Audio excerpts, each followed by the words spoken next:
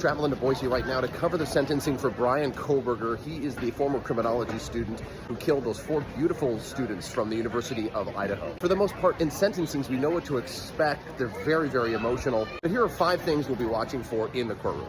Number 1, will Kohberger speak at this hearing?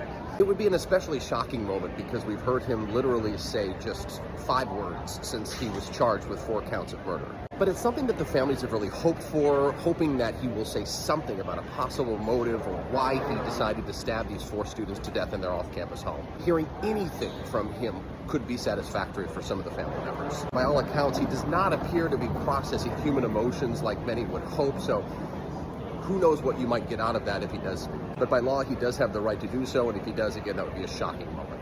Number 2, what will the families say?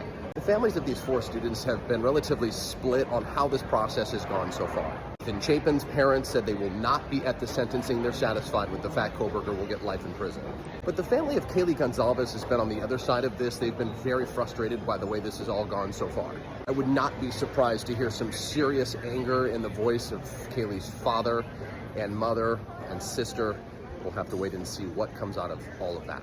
Number 3, will Kohberger's parents be in the courtroom? His mom and dad were at the plea hearing and heard their son plead guilty to 4 counts of murder. But there was reporting to suggest that they're going to sit this one out and not be at the sentencing. I'll be watching for them in the courtroom. Again, that would be another shocking moment to see them sitting in that courtroom.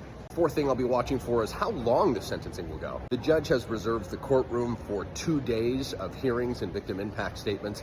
We're expecting this to all be wrapped up in the first day, but it could go into a second day, which would say a lot about the victim's impact statements and all of the people who want to speak at this time.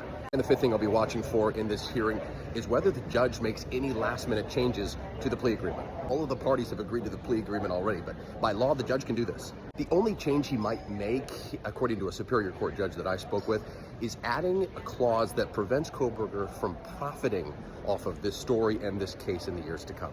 Usually in plea agreements, there's something that says if the defendant makes money, it has to go back to the families as restitution, but that wasn't the case here. I'll be at the Ada County Courthouse in Boise following this story. Subscribe and follow for the latest.